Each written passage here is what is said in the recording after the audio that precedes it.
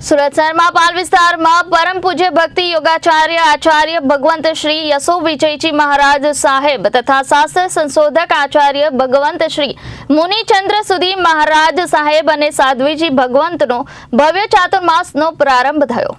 સુરત શહેરના પાલ વિસ્તારમાં ઓમકાર સૂર્ય આરાધના ભવનમાં પરમ પૂજ્ય ભક્તિ યોગાચાર્ય આચાર્ય ભગવંત યશો વિજયજી મહારાજ સાહેબ તથા શાસ્ત્ર સંશોધક આચાર્ય ભગવંત શ્રી મુનિચંદ્ર સુધી મહારાજ સાહેબ અને સાધ્વીજી ભગવંત સહિત હજારોની સંખ્યામાં શ્રાવક શ્રાવિકા વરસતા વરસાદમાં ઓમકાર શ્રી આરાધના ભવનમાં પૂજ્ય ગુરુ ભગવંતોનો ભવ્ય ચાતુર્માસ થયો હતો। હવેના 4 મહિના સુધી ફક્ત એક જ જગ્યાએ રહીને ધર્મ અને વ્યાખ્યાન વગેરેની આરાધના થશે।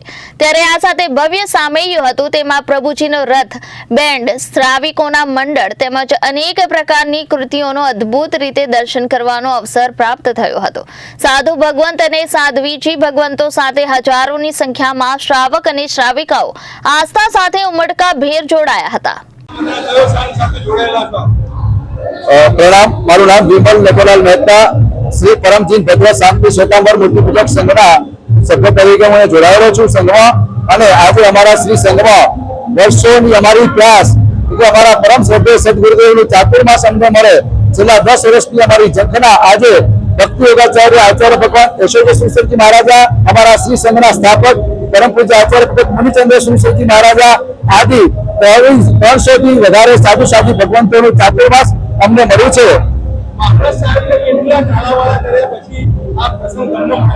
અમે છેલ્લા 10 વર્ષથી અમારી ખૂબ વિનંતી હતી સાહેબજીને, પણ યોગાનું યોગ અત્યારે એ અમને આ લાભ મળ્યો છે અને ગુરુ ભગવંતે અમારા ઉપર કૃપા કરી આ ચાતુર્માસ અમને ફરમાવ્યું છે।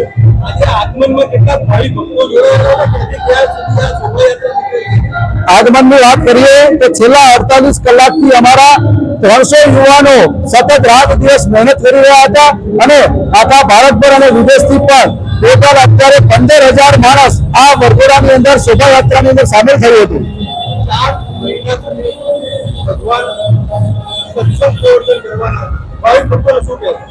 આ ગુરુ ભગવાન એમની વાણી દ્વારા આપણને સૌને સમસ્ત સુરતની જનતાને એ ભીંજવવાના છે।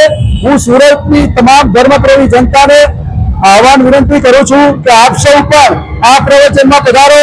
આ માત્ર જૈન ધર્મ નહીં પણ સમસ્ત માનવ માટેના પ્રવચનો એમના છે, પ્રભુ માટેના પ્રવચનો છે। આપણે સૌ એ પ્રવચનો શ્રવણ કરવા સમસ્ત સુરતની પ્રજાને અહીંયા પધારવા અમારા શ્રી સંઘ તરફથી ભાવભર્યું આમંત્રણ છે। Reporter Arvind Rathod, Janadesh news, Surat.